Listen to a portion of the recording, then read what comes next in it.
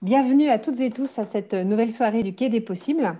Donc, comme vous venez de l'entendre, cet événement est diffusé en live sur la page Facebook du Quai des Possibles et également enregistré. Donc, si vous ne souhaitez pas apparaître, vous pouvez couper votre caméra. Et si ça ne vous dérange pas, laissez-la allumée, ce sera plus sympathique pour nos intervenants. Alors, ce soir, à cette soirée du Quai des Possibles, on va parler de woofing. Quelques mots sur le Quai des Possibles avant de commencer. Nous sommes un collectif optimiste qui s'engage pour une transition écologique et solidaire. Nous sommes basés dans un tiers-lieu à Saint-Germain-en-Laye, dans les Yvelines. Et nous organisons des événements pour le grand public, pour les habitants du territoire, pour les sensibiliser et également les amener à se mettre en action sur les enjeux de la transition, qu'elle soit écologique ou sociale. Nous avons pour ambition que les personnes dans notre tiers-lieu se rencontrent, échangent, se sensibilisent et se mettent en mouvement, que ce soit sur leur mode de vie personnel ou professionnel. Et justement, nous avons également au Quai des Possibles une autre activité qui est d'accompagner des entrepreneurs sociaux pour qu'ils développent leurs projets à impact. Nous le faisons au sein de la Ruche Saint-Germain, qui est donc une antenne de la Ruche Paris. Et nous avons également au sein de cette ruche des programmes d'incubation plusieurs fois par an. Nous accompagnons des personnes éloignées de l'emploi pour leur permettre de développer un projet entrepreneurial. Voilà pour la présentation du Quai des Possibles. Donc ce soir, nous allons, dans le cadre de notre programmation de juin sur le thème Voyager autrement, parler de woofing et nous avons pour cela 3 invités. Merci à eux d'être là avec nous ce soir. Nous avons tout d'abord David, qui a monté avec, bonsoir David, qui a monté avec sa compagne un écolieu, La Campagne, dont il va nous parler juste après. Et donc, il accueille des woofers depuis 1 an à peu près en Gironde. Nous avons également avec nous ce soir Caroline, woofeuse, qui a plusieurs expériences de woofing à son actif, qui est partie seule pour l'instant en woofing. Et puis, nous avons Margot, qui, elle, est partie avec sa famille, donc avec son mari et sa petite fille, voilà, pour nous partager cette expérience de woofing en famille. Donc, merci à tous les 3, bienvenue. Alors, pour commencer sur le woofing, je vais laisser la parole à David pour qu'il nous parle de son projet. Juste un dernier mot, si vous avez des questions, vous pouvez lever la main pour prendre la parole. Et sinon, n'hésitez pas à écrire dans le chat. Voilà, David, c'est à toi. Ok, super, merci pour l'intro. Est-ce que vous voyez bien toujours mon écran? Très bien. Oui. Yes. Vous le voyez, hein, d'accord, super. Donc moi, j'ai surtout prévu des photos pour illustrer ce que je vais dire, parce que je pense que ça impacte mieux avec du visuel. Donc ça, c'est une vue de notre écolieu, qui est une ancienne ferme, hein, donc en Sud-Gironde, mais qui n'était pas utilisée en tant que ferme depuis 20 ans. Donc nous, on a repris ça l'été dernier dans notre projet de reconversion. Donc nous, c'est Caro, ma compagne, et nos 2 fils, qui ont 3 et 7 ans. Donc Caro est une architecte. Maintenant, elle se tourne plutôt vers des ateliers travaux manuels et ateliers partagés avec d'autres artisans. Et moi, je suis ingénieur où je suis toujours ingénieur en énergie solaire. Et depuis quelques mois, je me suis formé pour devenir responsable d'exploitation agricole. Et donc, nos 2 fils sont scolarisés juste à côté. Et donc, on a 2 motivations principales pour notre création d'écolieux. C'est une reconnexion à la nature. Donc, c'est vraiment un peu lever le pied, se déconnecter de trop de technologies, trop d'ordinateurs, trop de voyages et réapprendre à utiliser nos mains. J'ai mis le ré entre parenthèses parce qu'en fait, on ne savait pas utiliser nos mains. Donc, c'est surtout apprendre à utiliser nos mains en travaillant la terre, en travaillant les matières et voir le fruit de notre travail. Mais on veut aussi que ce soit un lieu participatif, enfin déjà parce qu'on a besoin de main-d'œuvre, mais aussi parce qu'on a énormément voyagé, on a énormément rencontré et nous, on veut continuer cet échange et ces rencontres avec des gens de toute génération. Et donc, on appuie aussi sur le côté intergénérationnel, c'est-à-dire qu'on a nos enfants qui sont avec nous et on aimerait qu'ils en profitent autant que nous dans cette expérience. Donc, juste 2-3 mots sur le projet agricole. Le projet agricole, lui, c'est un verger diversifié, donc une vingtaine d'essences d'arbres différents, et pâturés. Donc, c'est-à-dire qu'entre entre les arbres, on a des moutons, des cochons et des poules. C'est vraiment en agroécologie, hein, donc c'est zéro traitement, c'est en agriculture bio, c'est aussi naturel que possible. Et donc, ça, on est vraiment en tout début. C'est surtout cette année qu'on a planté quasiment tous les arbres. Donc, 1000 arbres, on en a déjà planté 600 l'hiver dernier. Voilà, et donc il y a beaucoup à faire. C'est très peu mécanisé, donc il y a besoin de beaucoup de main-d'œuvre. Et en haut, là, par exemple, c'était le premier chantier participatif de plantation d'arbres. Et en bas, nos moutons qu'on a accueillis il n'y a pas très longtemps. Euh, donc, nous, on a emménagé en août et dès le mois de septembre, on a commencé à accueillir des woofers. Alors, comme je disais, pour nous, le partage est hyper important. On les reçoit comme des amis, on partage le repas. On cuisine ensemble, d'ailleurs, on partage le repas et on fait plusieurs activités, plusieurs ateliers ensemble. Pas en mode je suis le prof et vous m'écoutez, mais moi aussi je suis en train d'apprendre. Par exemple, là à gauche, on a construit une bergerie avec des bouffeurs qui maniaient hyper bien tous les outils.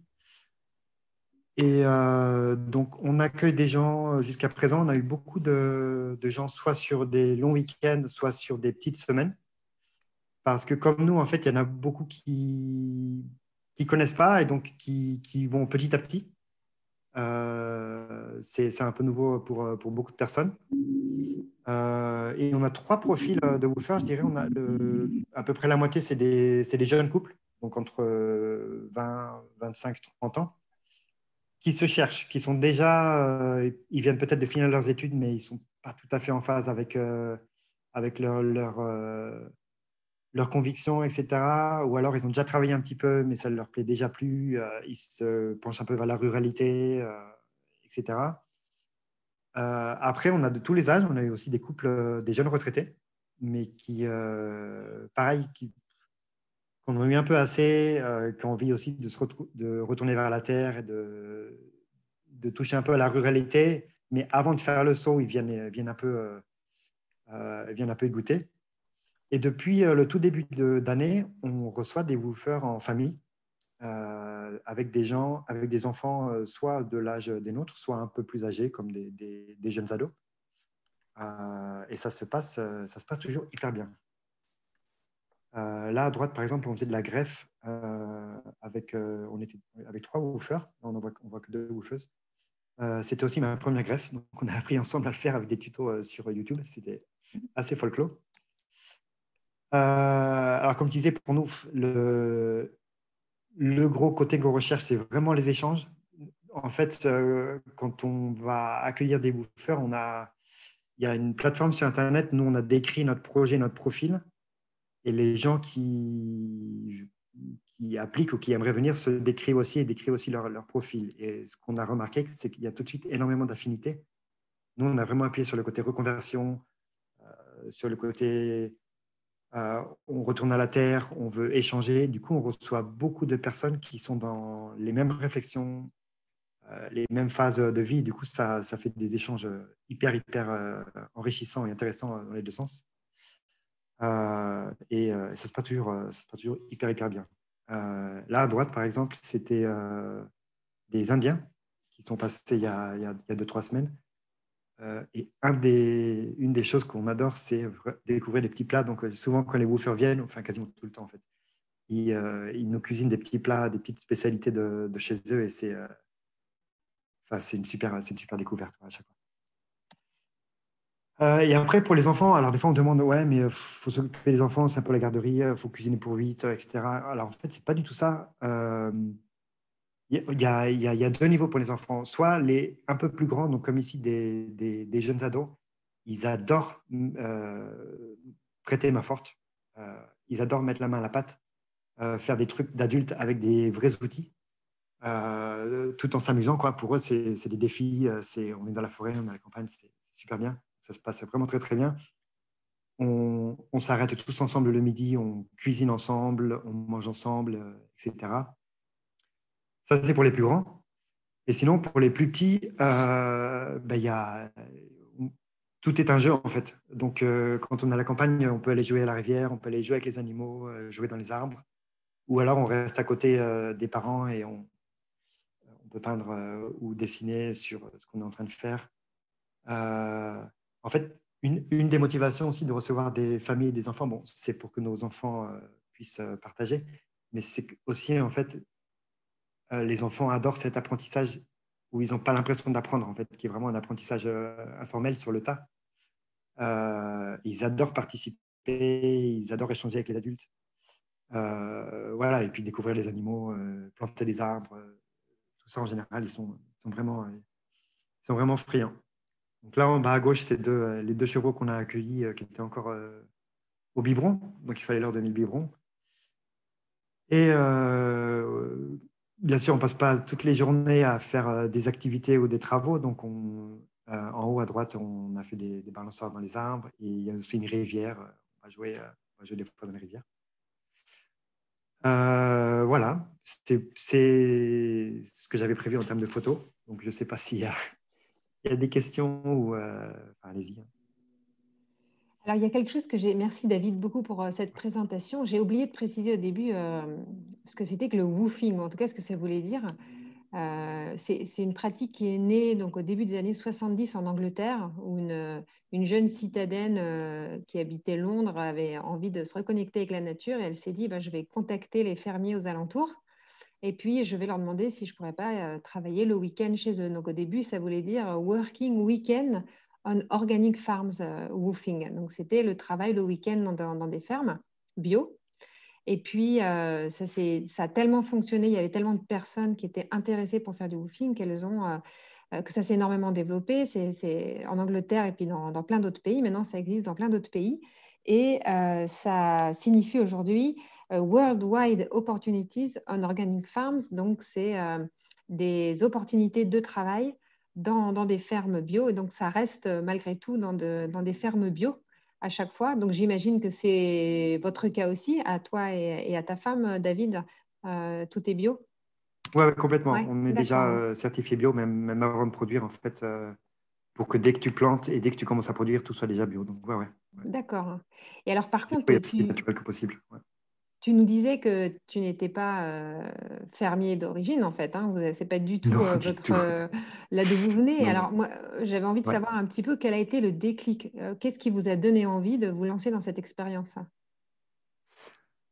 Euh, il y a plusieurs choses pour ma compagne et pour moi. Il y a déjà le côté, enfin nous on a vécu à l'étranger, on n'arrêtait pas de voyager, des boulots purement dans le tertiaire. Donc on a voulu déjà lever le pied et se mettre vraiment dans un milieu rural. Euh, Moi, pour mon côté, donc ça faisait quelques années quand même que je faisais du jardinage bon, dans mon jardin, quoi, de la permaculture et quelques arbres. Mais depuis quelques années, en fait, ça m'a amené vers le problème, disons, les difficultés qu'on rencontre dans l'agriculture conventionnelle, la monoculture avec tout ce qui est les phytosanitaires, la dégradation des sols, l'impact sur le climat, etc. Et quand j'ai fait le lien, en fait, qu'on peut vraiment produire, pas que pour soi, parce qu'au début, je partais sur un projet autonome, mais produire justement en mode commercial, c'est-à-dire pour commercialiser et en vivre, d'une façon naturelle. Là, je me suis dit, ben, il faut le faire, c'est maintenant ou jamais. Ça, c'était avant le Covid, mais le Covid a encore plus forcément renforcé tout ça. Quoi. Et non, et en plus, je me suis dit, ouais, mais et personne ne le sait, même moi, je ne le savais pas il y a 2 ans. Et c'est pour ça, vraiment, c'est une des autres motivations pour dire, il faut que ça se sache. Et donc, il faut que les gens viennent et qu'ils voient comment on peut produire de façon naturelle des produits qui ne coûtent pas plus cher que des produits conventionnels et qu'on peut en vivre. Quoi. Donc, on veut vraiment que ce soit un projet participatif. Quoi. Alors, c'était ma prochaine question, effectivement, de te demander qu'est-ce que ça représente pour vous le woofing? Tu en as un petit peu parlé dans la Ouais, présentation, mais voilà, ouais. est-ce que tu peux nous redire un peu? Donc, il y a plusieurs aspects. Nous, déjà, sur le côté purement agricole et main-d'œuvre, ce n'est pas un projet que je peux faire tout seul, clairement. Donc, il y a plusieurs options. Soit je paye un employé ou des saisonniers, ou on le fait en mode bénévole. Et c'est vraiment ce qu'on a choisi, surtout avec vraiment l'aspect humain qui pour nous est hyper important. Et chez nous, on a plusieurs bâtiments, donc les woofers sont vraiment accueillis dans un bâtiment autonome. Ils ont leur propre cuisine, salle de bain, donc du coup, ce n'est pas trop intrusif. Euh, donc on mange, on cuisine quand même ensemble le midi. Euh, mais du coup, il y a vraiment la possibilité pour nous. Donc, on a tout cet échange sans que ce soit trop intrusif. Ils ne mangent pas, ils ne dorment pas chez nous. Donc, on a les soirées en famille. On passe un bon temps ensemble en journée. Voilà, pour nous, c'est vraiment tout cet échange avec nos woofers, quoi. Et donc, tu dirais que ça vous apporte quoi concrètement d'accueillir des woofers par rapport à votre projet? Donc, à côté du fait que ça vous aide à développer votre projet, parce que comme tu dis, vous n'êtes pas assez Ouais. nombreux pour pouvoir tout faire, qu'est-ce que ça vous apporte à côté? Bah, en fait, ce dont on s'est rendu compte, surtout récemment, c'est que c'est comme si on voyageait, mais sans voyager maintenant. On a des gens hyper enrichissants qui viennent de toutes les contrées, qui viennent, qui viennent ici échanger, parce que c'est vraiment de l'échange dans les deux sens, qui viennent échanger avec nous. Nos enfants ont aussi tout ce voyage sans sortir de chez soi, en fait, en saveur et en personne et en autre langue, etc. Et non, c'est juste trop bien. C'est comme continuer de voyager, mais tu sors pas de chez toi, quoi. Donc, c'est super. Et ce choix du woofing et donc de développer votre projet sur ce mode participatif, Ouais. c'est arrivé comment? Ça vient d'où? Ça s'est développé en plusieurs, par plusieurs chemins, mais en fait, le chemin principal, c'est que au début, on voulait vraiment faire de cet endroit un écolieu, dans le sens où il y a beaucoup de passages, il y a plusieurs activités. Par exemple, du coworking. On est en train d'étudier aussi de faire un coworking rural, en fait, ici, et d'avoir plusieurs familles qui vivent ici, sur le site. Donc, il y a ce qu'il faut en termes de bâti. Mais on s'est dit, bon, déjà, il y a beaucoup de rénovations à faire, donc c'est pas encore le moment. Mais on s'est dit, avant d'expérimenter la vie en communauté engageante, entre guillemets, on s'est dit, ben, on va d'abord expérimenter la vie en communauté éphémère, ou je ne sais pas comment on pourrait le dire, mais voir le plus de gens possible et vraiment échanger. Et en plus, beaucoup de ces personnes sont aussi en réflexion, donc on a aussi beaucoup en fait d'idées qui nous viennent. Ah, mais vous pourriez faire ça, mais pourquoi pas faire même des idées d'aménagement du bâti ou les activités qu'on pourrait faire, etc. Et c'est aussi ce côté-là participatif où nous, on a nos propres idées, mais on rencontre des gens qui sont complètement dans la même mouvance et qui nous disent, ouais, mais je sais pas, ils pensent à d'autres choses. Pourquoi faire de l'agriculture? Pourquoi pas faire venir un boulanger, un maraîcher, etc. Et donc, on se pose toutes ces questions. Donc, c'est vraiment le côté participatif dans le sens où ils prêtent main forte, mais aussi ils aident à monter le projet. En fait, ils aident à créer le projet en même temps que nous, quoi. D'accord. Ouais, c'est vraiment très intéressant comme modèle et comme façon de Ouais, ouais. faire. Alors, merci beaucoup, David, pour cette présentation et tous ces conseils et informations. Alors, il y a déjà une question de Petra, mais ce que je vous propose, peut-être, c'est, vu qu'on n'est pas très nombreux, c'est les personnes qui sont là ce soir, est-ce que vous voulez rapidement nous dire pourquoi vous êtes là et quels sont les types d'informations que vous recherchez avant que je donne la parole à Caroline et Margot? Est-ce que quelqu'un veut peut-être prendre la parole pour nous expliquer un petit peu s'il a un projet ou s'il veut juste se renseigner sur ce que ça représente? Je ne sais pas si vous m'entendez. Oui, on vous entend. Oui, Ok. bien. Moi, je m'appelle Delphine, donc je suis complètement citadine aussi, archi d'intérieur. Et ça fait maintenant, je pense, plusieurs années que je cherchais des plans woofing. Pour le coup, en famille, j'ai 3 enfants qui sont ados. Et parce que j'avais envie, alors moi, c'est pas dans l'optique déconnexion complète parce que je me sens pas prête là-dessus, même si c'est quelque chose qui m'irait bien. C'était plus pour leur montrer à eux qui sont complètement citadins et qui n'ont pas eu ce que moi j'ai eu quand j'étais petite, où j'étais souvent à la campagne, on n'avait pas la télé, on allait construire des choses dans les bois. Donc j'avais cette envie de leur montrer, il y a des gens qui vivent comme ça et qu'on peut aider le temps d'une semaine pour pas trop les traumatiser. Et j'ai pas trouvé, enfin, il n'y avait pas de créneau, c'était pas au bon endroit, c'était pas au bon moment. Donc, je continue de regarder en me disant, bah voilà, peut-être qu'un jour, je vais réussir à pouvoir les sortir un peu de cette bulle. Et entre-temps, j'ai donc les aînés, c'est des jumeaux, et j'en ai une des deux qui est partie là très récemment, une semaine en Ardèche, chez une amie à nous, qui a acheté un terrain avec plusieurs personnes et qu'ils aménagent. Alors, c'est pas du tout woofing parce qu'ils sont pas du tout indépendants. Enfin, c'est pas, je veux dire, ils habitent pas en permanence sur place, mais ils construisent un lieu dans la forêt avec plein d'espace. Et j'ai vu ma grande, du coup, qui m'a dit mais c'est génial, et je me dis bah voilà, donc il y a quelque chose à faire quand même. Tout n'est pas perdu. Merci Delphina. Est-ce qu'il y a quelqu'un d'autre qui veut prendre la parole, nous expliquer un peu quel type d'informations il recherche ce soir?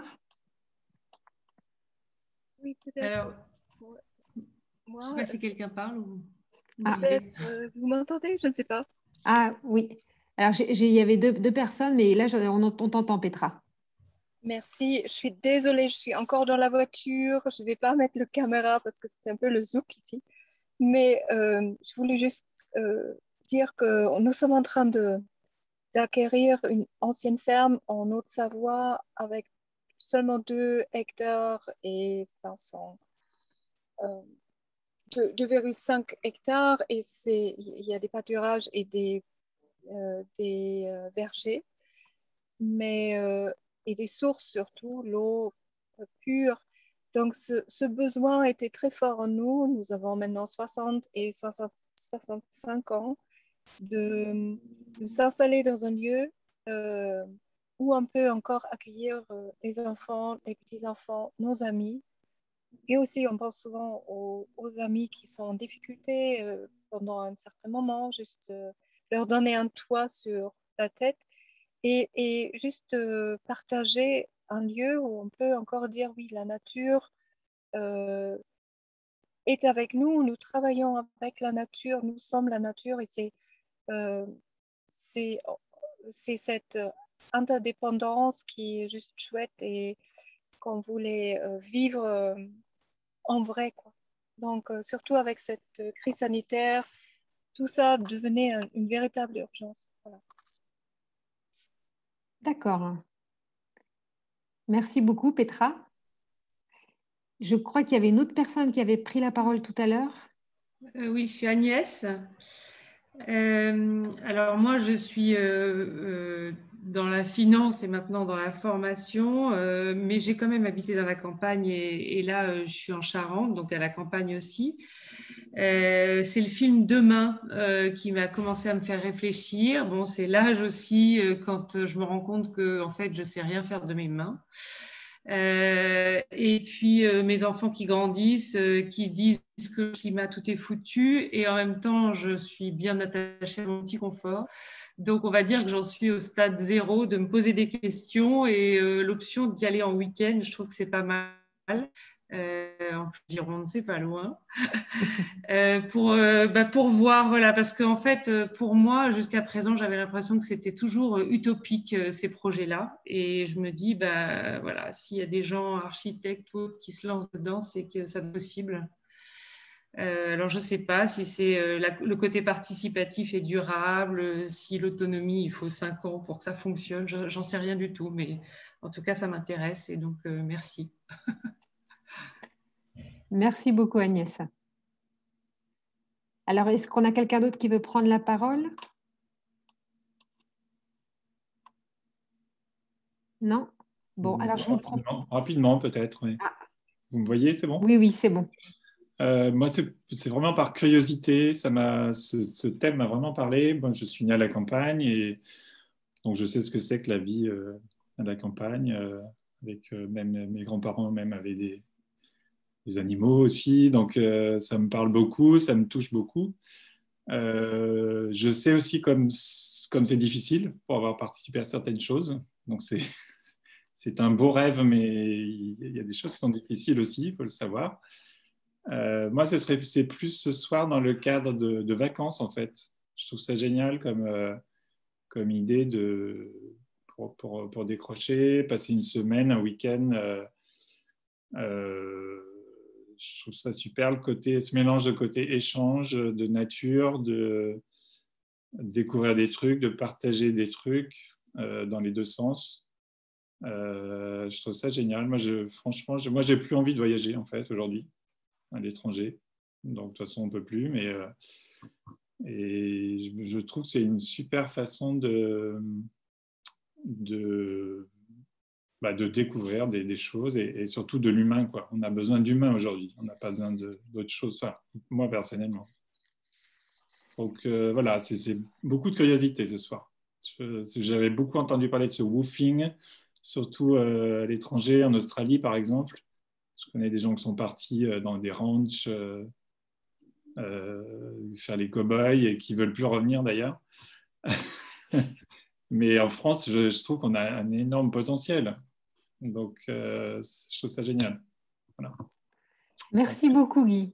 Bon, donc, on voit de par vos témoignages qu'il y a des objectifs ou des aspirations différentes pour aller tester le woofing et c'est tant mieux. Alors, ce que je vous propose, c'est qu'on donne maintenant la parole à Caroline et Margot pour qu'elles nous partagent un peu leurs expériences. Et alors, Caroline, Margot, je vais commencer par une première question pour toutes les deux, qui est comment vous avez découvert le woofing? Parce que finalement, ce n'est pas si connu que ça aujourd'hui, cette pratique. Alors, vous l'avez découvert comment? Comment, Caroline?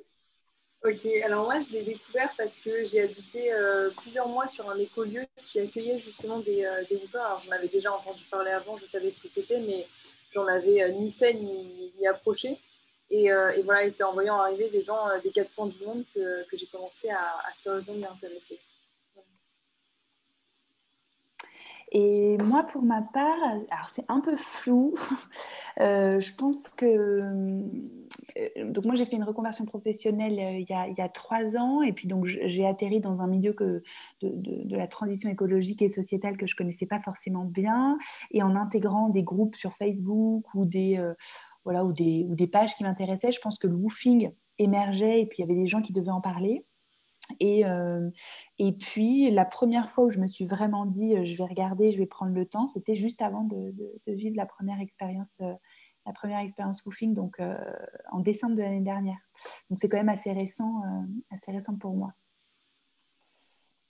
D'accord. Et alors, qu'est-ce qui vous a toutes les deux donné envie de tenter l'expérience? Après avoir découvert ce que c'était, qu'est-ce qui vous a fait vous dire bah, ça y est, j'y vais, je me lance? Moi, personnellement, c'était toutes les rencontres que ça peut apporter. Parce que souvent, quand on arrive sur un woofing, il y a aussi d'autres gens, d'autres woofers qui sont là. Donc, en plus des autres, on peut vraiment rencontrer des personnes à l'international, même en restant en France, en fait. Et aussi tout l'aspect échange qu'on peut avoir au niveau de l'apprentissage des savoirs que les autres ont à enseigner en fonction de ce qu'ils font, une activité agricole, viticole, voilà.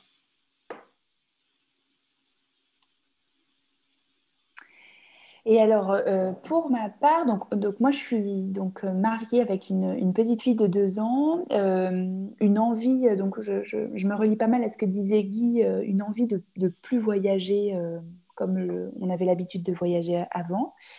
Donc, cette envie plutôt de me reconnecter à des choses et surtout à des gens avec qui j'allais pouvoir discuter, échanger, parler, vivre quelque chose de vraiment profond et humain. Il y a eu ce premier point.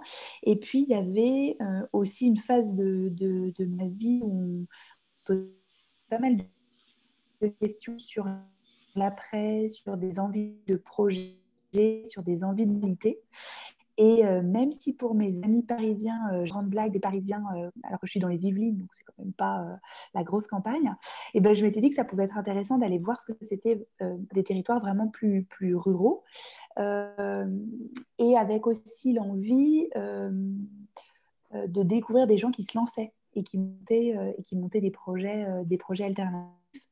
Donc ça a été assez simple parce que donc moi j'ai fait le woofing auprès de David et de Carolina pour remettre le contexte global, et en fait ça a été assez simple d'arriver directement chez eux parce que sur la plateforme woofing, quand on a sélectionné, vu que j'avais une petite fille d'un an et demi à ce moment-là, 2 ans, bah, il fallait que je trouve des hôtes qui avaient envie d'avoir des enfants, puisque même si Adèle est assez flexible, à un moment, si c'est pas du tout adapté, le rythme, etc., ça pouvait être assez complexe. Et c'est vrai que, puisque David et Carolina sont quand même assez loin de la région parisienne, donc nous, on n'était pas effrayés par le fait de prendre la route pendant 8 heures ou pendant 10 heures. Mais c'est vrai que finalement, sur la France, il y a très, très peu de woofing qui accueillent les familles. En tout cas, il y a assez peu d'hôtes qui se taguent famille friendly. Et donc, nous, c'était un très, très gros critère. Et voilà, donc c'était vraiment le côté, on allait rencontrer une famille donc, qui, a priori, vivait aussi une transition de vie.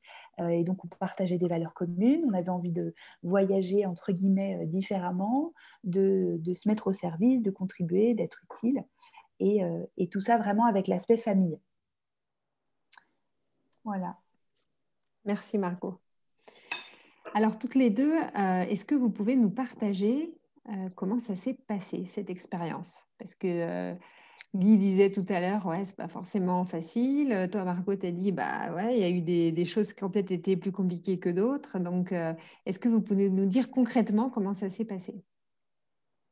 Alors moi, globalement, toutes mes expériences se sont plutôt bien passées, mais je réinsiste sur quelque chose que tout à l'heure, tu as dit que le woofing, c'était du travail. Le woofing, c'est pas du travail. C'est un échange, et ça, c'est important. Enfin, vraiment, les autres, on sait bien là-dessus quand on arrive chez eux. Et pour moi, ça s'est bien passé, mais je pense qu'il faut aussi poser les bases et que le contact avant de venir avec eux, c'est hyper important, que ce soit par message, par téléphone, des choses comme ça, pour sentir que la personne a vraiment envie d'accueillir les personnes et ne cherche pas juste des personnes pour travailler. Il y a vraiment une volonté d'échange, de partager sa vie avec quelqu'un et pas juste d'avoir quelqu'un qui vient faire des choses dans son jardin ou dans sa maison, des choses comme ça. Et voilà, et je pense qu'il faut aussi faire attention. Enfin, moi, j'ai déjà eu dans une de mes expériences un hôte qui m'avait dit où il n'y avait pas forcément de jour de repos, où on travaillait tous les jours, donc ce qui déjà n'est pas tellement normal, et beaucoup d'heures par jour. Et qui m'avait dit des choses du style, ah mais oui, mais ici, il y a beaucoup de choses à faire, ah bah oui, mais moi, ça fait plusieurs années que j'ai pas pris de vacances, etc. Donc, voilà, je pense que ça reste quand même important de dialoguer avec l'autre et de faire attention aux choses qu'on peut entendre parfois qui ne nous concernent pas forcément, en fait. Voilà, et ça, c'est de mon expérience. Il y a beaucoup de gens qui font les choses et qui parfois peuvent en faire trop par rapport à ce qui est demandé et qui n'osent pas mettre le cadre qui devrait être là, en fait. C'est des retours que j'ai déjà eu, en tout cas, pour avoir parlé à des auditeurs que j'ai pu croiser. C'est quand même, ça arrive quand même. Il faut rester méfiant là-dessus. Voilà. Et est-ce que tu peux nous dire concrètement ce que tu as fait? C'était quoi tes missions dans tes expériences de woofing? Alors, j'ai été en woofing dans des fermes agricoles. Donc là, pour le coup, c'était toute la vie d'une exploitation agricole avec bêcher, désherber, planter, etc. J'ai fait du woofing dans une ferme équestre où là, du coup, c'était plus orienté autour du coup des chevaux, donc toute la vie d'un cheval. Et ouais, non, voilà, globalement, tous les woofings que j'ai fait rentraient dans ces deux catégories-là. D'accord. Top. Alors moi, c'était très différent de ce que Caroline a vécu pour plein de raisons, mais nous, on était comme à la maison. On a été accueillis à bras ouverts, comme si c'était des cousins, de la famille, des frères et sœurs qu'on n'avait pas vus depuis longtemps. Donc alors c'était une saison particulière, on était en plein hiver. C'était la première fois, hein, David, que vous aviez une famille aussi, je ne me trompe pas. Ouais, c'était la première famille. Voilà, donc peut-être c'était aussi le moment de voir comment ça allait se passer avec une famille. Donc, David nous avait appelé avec Carolina avant, donc on avait pu discuter de qu'est-ce que ça allait être concrètement, de où est-ce qu'on allait dormir, comment ça allait se passer, etc. Donc c'est vrai que ça rassure pas mal et David a été très clair sur qu'on allait dormir dans une petite maison à côté, qu'il n'y avait pas forcément un très grand confort, etc. Donc, les choses étaient posées de manière transparente et ça permet aussi de se rendre compte qu'on n'a pas besoin de grand-chose pour vivre et être bien. Un chauffage, un lit et une douche, et c'est bien suffisant. Et ça a été vraiment... Alors, ouais, comme à la maison. Donc, il y a eu des activités très concrètes. Par exemple, il y a eu des toilettes sèches qui ont été montées dans la partie qui accueillait les bouffeurs. Je me souviens aussi d'une grosse après-midi à planter des arbres, à faire des trous, à planter des arbres. Sauf que moi, il est vrai que, c'est dommage que mon mari ne soit pas là, mais moi, il est vrai que j'étais aussi beaucoup avec ma fille et avec les autres enfants. Et donc, il y a eu beaucoup de partage, de jeux, d'activités, de faire la cuisine ensemble. Il y avait un côté très... c'est pour ça que je dis comme à la maison, qu'en gros, il y avait une belle partie du temps qui était aussi ensemble, à discuter avec les enfants, à faire des jeux, à s'amuser, etc. Et les hommes et Carolina qui bossaient plus à l'extérieur ou sur des projets précis, parce que vu le temps, on ne pouvait pas passer, par exemple, 10 heures dehors. Il faisait pas très chaud, il pleuvait, et donc c'était de toute façon pas. Donc c'était quand même quelque chose d'assez particulier par rapport à la saison. Mais après, toi, David, tu pourras peut-être partager, ça sera intéressant, toutes les activités là, que vous faites avec les woofers, parce que je vois qu'il y a plein de choses que vous avez monté des cabanes pour les animaux, des choses comme ça. Mais nous, on a pu s'occuper de petits chiots qui venaient de naître, donc ça, c'était très sympa aussi. C'est vrai. Et des petits chiots, il y avait des cochons trop mignons. Enfin, c'était vraiment, le but, c'était vraiment que ce soit un moment en famille aussi, et en famille avec d'autres, enfin, avec d'autres enfants. Les enfants de David et Carolina sont dans une école juste incroyable qui s'appelle l'école une école de la forêt, et ils passent la moitié de leur journée à l'extérieur. Donc, les garçons passaient leur temps à nous montrer des plantes en nous disant « Tu sais que ça sert à soigner tel truc, et puis ça, tu peux faire ça avec. » Et moi, je n'y connaissais rien. Donc là, j'ai bien découvert que j'étais une grosse urbaine qui n'avait strictement aucune compétence de survie. Et que il y avait un effondrement, les garçons survivraient bien plus longtemps que moi dans la nature. Donc, c'était vraiment du partage. On a beaucoup cuisiné ensemble.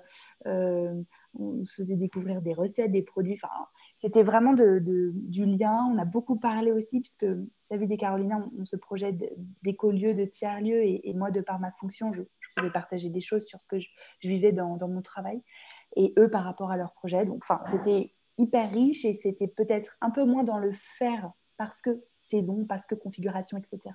Mais c'était surtout du lien, du partage, de l'apprentissage sur certains sujets. Et voilà. Et en fait, j'ai oublié de préciser tout à l'heure, il y avait aussi un intérêt pour mon mari qui avait très, très envie de rénover un bâtiment, une bâtisse, et qui ne se rendait pas bien compte, je pense, qui idéalisait aussi ce que ça pouvait représenter. Donc, c'était quand même aussi intéressant d'aller voir un projet où il y avait de la rénovation, où il y avait du travail pour rendre un bâtiment vivable, habitable. Et ça permettait de se rendre compte de tout ce que ça impliquait aussi de rénover un lieu. Voilà. Et peut-être que Fabienne, David peut compléter avec les activités concrètes qu'il fait aujourd'hui, par exemple, avec les woofers. Ouais. J'en ai parlé un peu tout à l'heure, mais c'est vrai que le temps le permet beaucoup plus maintenant. Donc, on a planté beaucoup d'arbres. Ça, quand même, c'est une activité récurrente. Maintenant qu'on a pas mal d'animaux, on s'occupe pas mal des animaux. Donc, on construit des abris. Là, on va construire un poulailler mobile pour faire du pâturage tournant. Enfin, pour faire tourner les poules dans différents parcours, on fait un poulailler mobile, donc sur roue, pour 100 poules quand même. Donc, c'est un gros truc.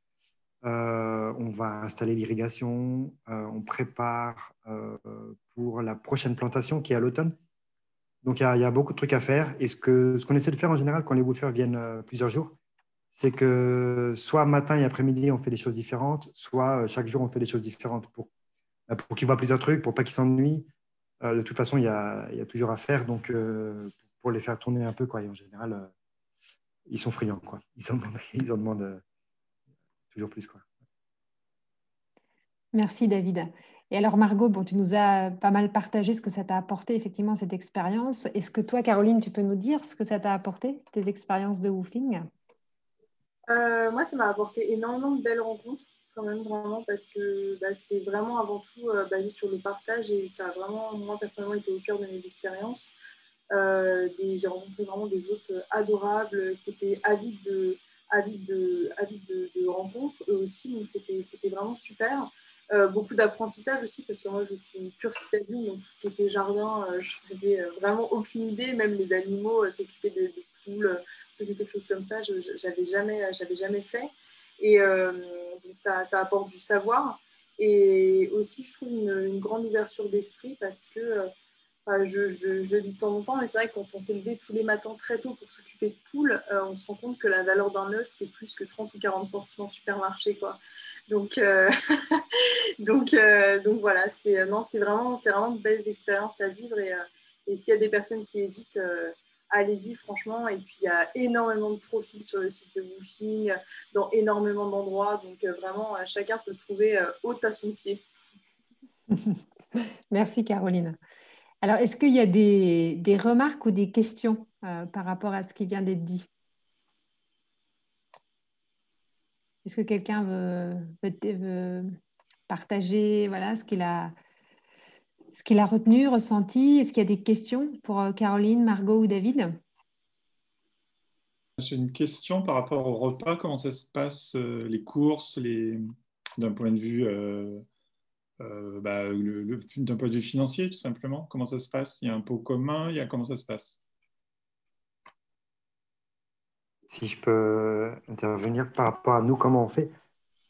Déjà, vis-à-vis de la charte du woofing, en fait, c'est vraiment du bénévolat de la partie des woofers et du côté des autres. Par contre, c'est gîte et couvert. Donc, nous, ce qu'on fait, c'est que on fournit toute la nourriture. Donc, pour le midi, de toute façon, on cuisine et on mange ensemble. Par contre, on fournit la nourriture pour le soir. Souvent, en semaine, si c'est une semaine d'école, le soir, on mange en famille. C'est quand même nous qui fournissons toute la nourriture et ils ont une cuisine toute équipée. Et le matin, pareil, on déjeune chacun de son côté. Donc, le woofer n'a pas besoin d'amener de la nourriture ou de participer à la nourriture. Par contre, ce qui se passe concrètement, en fait, surtout quand on accueille des familles, c'est que les familles, bon, déjà, comme il y a plus de bouches à nourrir, peut-être qu'elles se sentent un petit peu plus qu'elles doivent participer. Donc, souvent, ce qu'elles font, c'est qu'ils amènent justement de quoi faire une de leurs spécialités, une ou plusieurs d'ailleurs. Quand les Indiens sont venus, ils ont amené pour 3 jours de nourriture en fait. Et donc, on a mangé indien pendant un long week-end. Donc, concrètement, c'est ce qui se passe. C'est qu'en fin de compte, souvent, les woofers ramènent quelques petits plats, quelques petits trucs, une bouteille, euh, du chocolat, des petits trucs, quoi. Mais voilà ce qui se passe, en tout cas avec nous, jusqu'à présent. Ouais, moi aussi, globalement, la nourriture à chaque fois a été fournie. J'avais eu quelques. Ça m'est déjà arrivé de faire un woofing dans un lieu où, par exemple, la famille était végétarienne avec des woofers qui arrivaient, qui souhaitaient manger de la viande et que la famille leur dise bon, bah voilà, ça, dans ces cas-là, c'est à votre charge. Ça a discuté avec les autres. Je sais qu'il y a des autres qui peuvent être végétariens, qui achèteraient de la viande sans problème. Il y en a d'autres qui diraient aux personnes bah, si c'est quelque chose en plus que ce que nous on fournit, c'est à votre poche. Voilà, c'est à discuter avec l'autre, mais normalement, la nourriture est censée être fournie. Ouais. Alors, pour continuer sur les aspects pratiques, il y a une autre question sur laquelle je voulais te questionner, David, c'était sur la partie assurance ou le contexte législatif, c'est-à-dire comment ça se passe lorsque les personnes viennent travailler chez toi? Ouais, alors, déjà, je te reprends, mais le mot travailler. Ah, excusez-moi, parce que moi, je ne suis pas une woofeuse. Non, non, mais t'inquiète. Et donc, du coup, Non, je non. n'utilise pas le bon mot. Désolée. Oui, oui, t'inquiète. Alors, il y a deux aspects. Nous, jusqu'à présent, on recevait de particulier à particulier. Donc, il y a rien de spécifique point de vue assurance.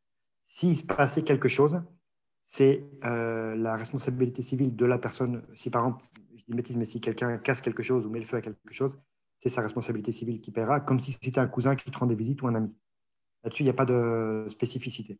Par contre, nous, on va passer en mode professionnel, c'est-à-dire que maintenant, on est une exploitation agricole. Donc là, moi, il faut que mon assurance, enfin ma responsabilité civile professionnelle inclut explicitement le bénévolat ou le woofing. Donc ça, c'est juste de mon côté. Et il y a une petite nuance, j'ai aussi justement échangé avec vous, France, cette semaine, parce que la MSA, donc, qui est le régime de l'assurance maladie des agricoles, n'aime pas trop le woofing parce qu'en fait, c'est du bénévolat et le bénévolat, normalement, en ferme, est interdit. Par contre, il est toléré.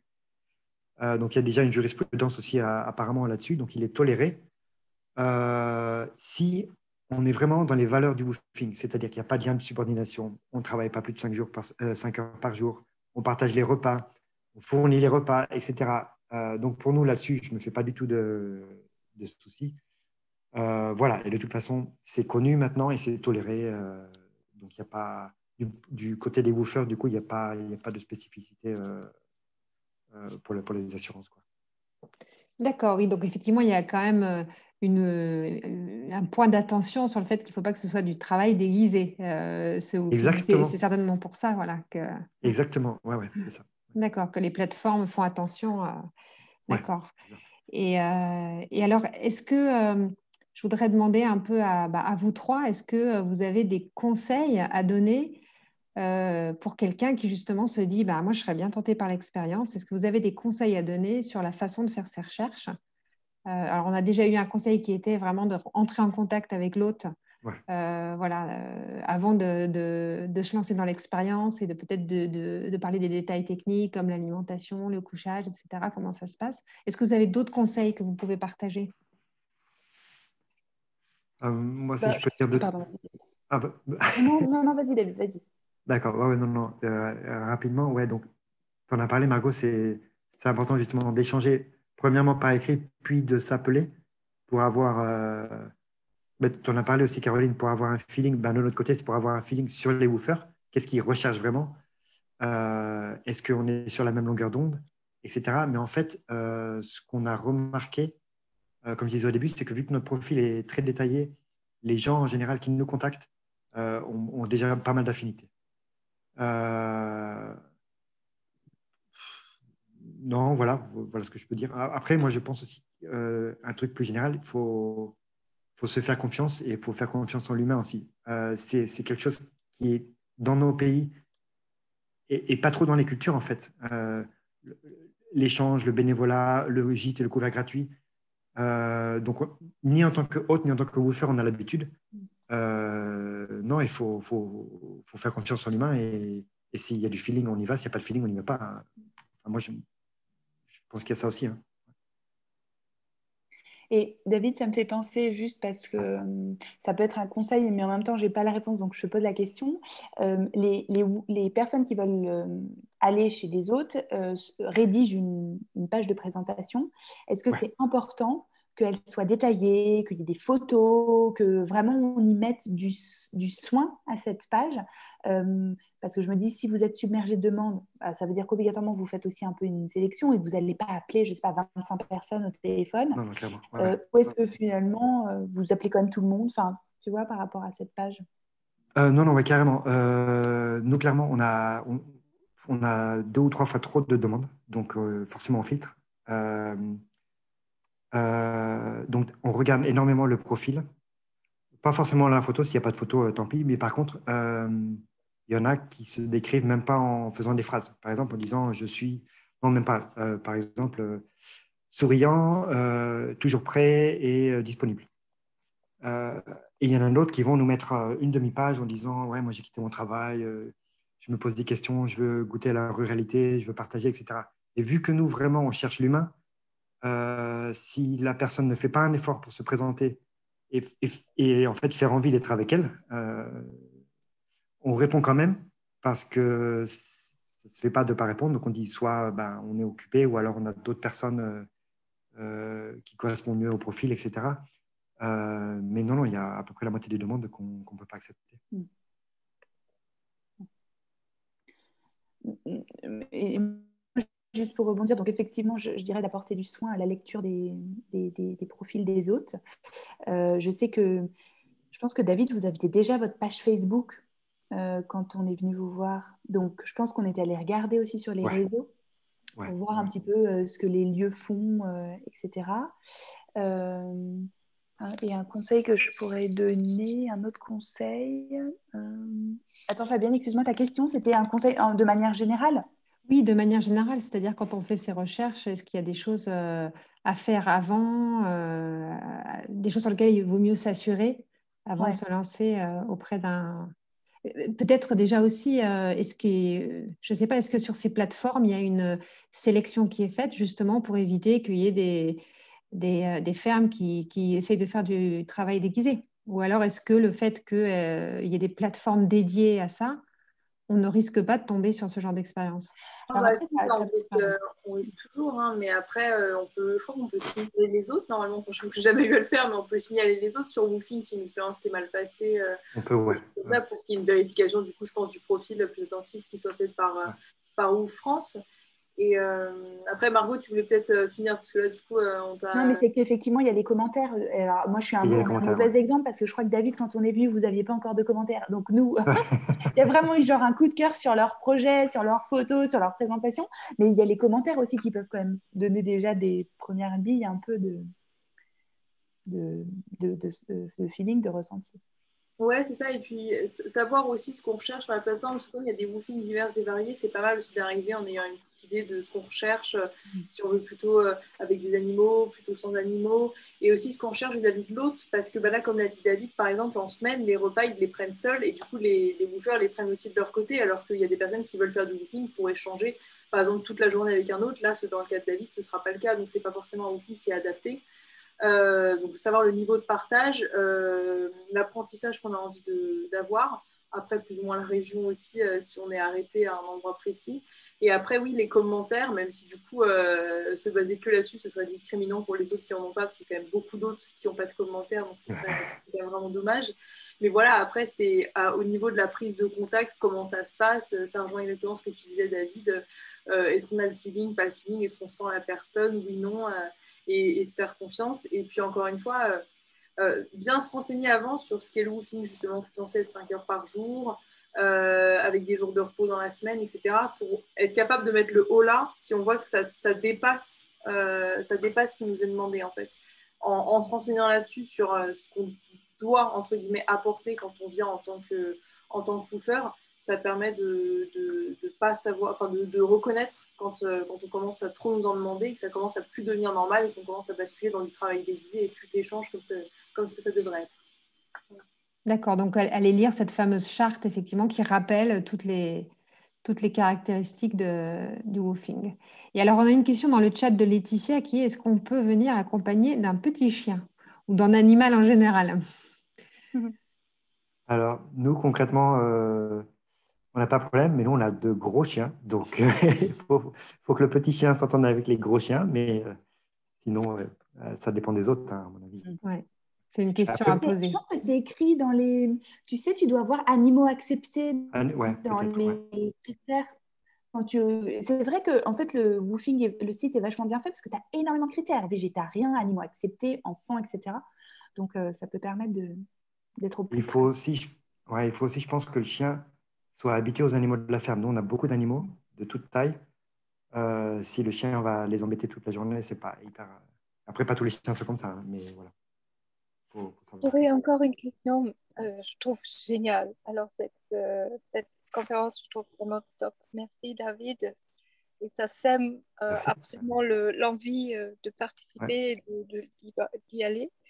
Je me pose la question, autant que hôte, est-ce que c'est pas parfois un peu fatigant et chronophage quand les woofers se renouvellent chaque fois, et après un week-end, etc., de réexpliquer les tâches? Je ne sais pas comment tu le ressens, de réexpliquer les travaux. Est-ce que c'est pas un peu chronophage pour toi? Et est-ce que ça te demande pas plus que ça t'aide?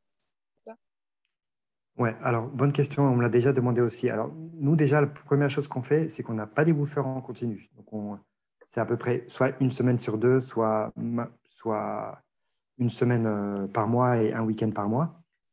Et les tâches qu'on fait, en tout cas, en ce qui nous concerne, ce sont des tâches très peu technique, en fait, très peu compliqué. Donc ça c'est pas du tout ce qui va prendre le temps. Donc l'un dans l'autre, non. On est beaucoup plus gagnant que le temps qu'on passe à expliquer, entre guillemets, les tâches.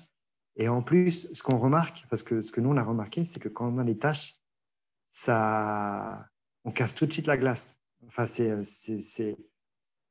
les gens arrivent, ils sont hyper motivés, ils veulent tout de suite, même si c'est pour aller charger du fumier dans une brouette, ils n'ont jamais fait ça, donc ils sont à fond. Et non, ça permet tout de suite de casser la glace et ça met tout de suite dans le bain, comme si on recevait des amis, quoi. Donc nous, pour mon côté, non, pas, je trouve pas ça du tout chronophage. Et de mémoire, sur le site, les hôtes mettent les durées qu'ils souhaitent. Par exemple, il y a des hôtes qui refusent d'accueillir des personnes pour moins d'une semaine ou pour 2 semaines qu'ils préfèrent. J'ai déjà vu, moi, pas mal de profils qui disaient nous accueillons des personnes pour 1 mois minimum ou 2 mois minimum, voilà, histoire justement d'éviter ce renouvellement permanent qui peut effectivement être super fatigant, quoi. Et je profite juste pour dire quelque chose aussi, parce que généralement, moi, j'ai pas de voiture. Donc, et généralement, les woofings, c'est dans des endroits assez enclavés. Enfin, comme c'est des grosses structures, c'est quand même assez rarement en ville. J'ai jamais eu un seul problème. À chaque fois, les hôtes étaient hyper contents et disposés à venir nous récupérer quelque part. Donc, voilà, ça, c'est pas du tout en France. Il y a des personnes qui nous regardent et qui se posaient la question en disant oh là là, c'est super loin. Moi, j'ai pas de voiture. Comment je vais y arriver? Il y a vraiment généralement aucun problème. Ils sont super contents de venir vous chercher à la gare la plus proche, sur une aire d'autoroute. Enfin, voilà. Alors, on a une autre question dans le chat pour David. Est-ce qu'on peut venir avec des ados qui ont du mal à se déconnecter du Wi-Fi? Alors, ici, clairement, il n'y a ni Wi-Fi ni télé. Donc, déjà, c'est fixé. Mais par contre, souvent, ce qu'on fait le soir, surtout en été, c'est qu'on va faire un feu de camp en forêt et on mange du pain qu'on fait sur le feu de camp, etc. Là, en général, ils sont gagnants. Ils sont à fond. Et ils se croient un peu chez des scouts ou en mode survivaliste et ils adorent. En tout cas, c'est l'expérience que nous, on a eue. Après, je ne sais pas si on peut généraliser, mais en général, ils sont plutôt hyper friands, quoi. Il faut trouver des moyens, effectivement, de leur proposer des alternatives qui sont encore plus intéressantes que... Ouais.